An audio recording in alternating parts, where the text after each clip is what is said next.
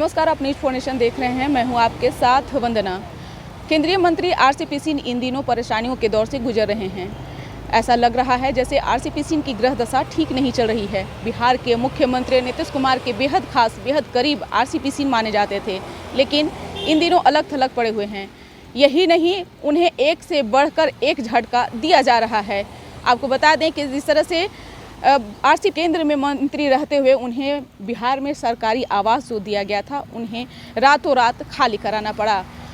RCP Singh के सहयोगी बता रहे हैं कि जिस तरह से ललन सिंह और आरसीपी सिंह के बीच में जो दूरियां बढ़ी, उसका खामियाजा जो है उन्हें भुगतना पड़ रहा है।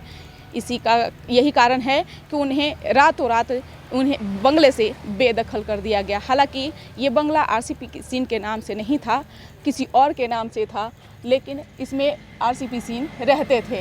यहीं से वो राजनीति किए, यहीं से उन्होंने जदयू को मजबूती भी दिलाई। और ये बंगला कहा जाता है कि आरसीपी सिंह के लिए बहुत ही लकी था। जब जदयू मुश्किल दौर से गुजर रही थी, उन दिनों यही बंगले में रह करके आरसीपी सिंह जदयू को मजबूती दिलाई। और यही नहीं, उन्होंने इसी बंगले में रहते हुए कई को मंत्री बनाए, खुद मंत्री पद पे रहे, और अब ये बंगला उनसे छीन लिया गया है। कहा यह जा रहा है कि बिहार सरकार में मुख्य सचिव अमीर सुबानी को यह बंगला अलॉट किया गया। भवन निर्माण विभाग की तरफ से यह बंगला अमीर सुबानी को दे दिया गया है। आपको बता दें कि आरसीपी सिंह को ललन सिंह से काफ़ी इन दिनों झटका लग रहा है। कहा यह जा रहा है कि जिस तरह से आरसीपी सिंह जब राज्यसभा की बात आई तो उन्हें राज्यसभा टिकट नहीं दिया गया, और साथ ही साथ उन्हें मंत्री पद से भी अब इस्तीफा देने की बात जदयू की तरफ से कही जा रही है। जदयू के संसदीय बोर्ड के अध्यक्ष उपेंद्र कुशवाहा भी केंद्रीय मंत्री आरसीपी सिंह से इस्तीफे की मांग कर रहे हैं। अब आरसीपी सिंह इन दिनों मुश्किल दौर से गुजर रहे हैं। ऐसा लग रहा है कि जैसे आरसीपी सिंह की ग्रह दशा ही सही नहीं चल रही है। कहा यह जाता है कि जब आरसीपी सिंह जदयू में थे तो नीतीश कुमार के बेहद खास और बेहद करीब रहते थे। नीतीश कुमार के बगल में आरसीपी सिंह की कुर्सी लगती थी और दोनों बैठ करके बातें करते थे और आगे की रणनीति तय करते थे। लेकिन अब मानो ऐसा लग रहा है जैसे आरसीपी सिंह की हैसियत ही खत्म हो गई है।